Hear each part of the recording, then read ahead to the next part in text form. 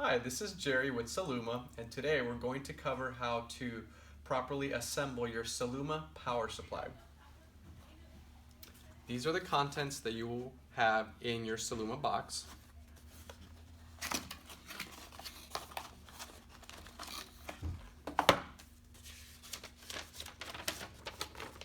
Visual instructions, as well as the power supply with both US and international power adapters.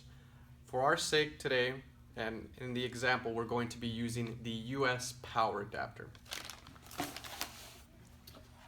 So what you'll be doing is, with one hand, you'll be holding the power supply. With the other hand, you'll be holding the power adapter.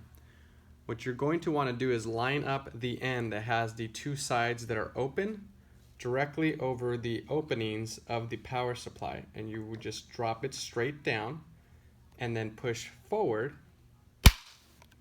Then you'll hear a click. When you hear that click, it should be already fastened securely. Here's a tip as well so that you'll know that it is done correctly.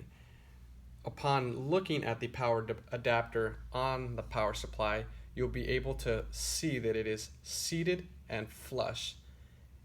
When you see that, that is your confirmation that it is good.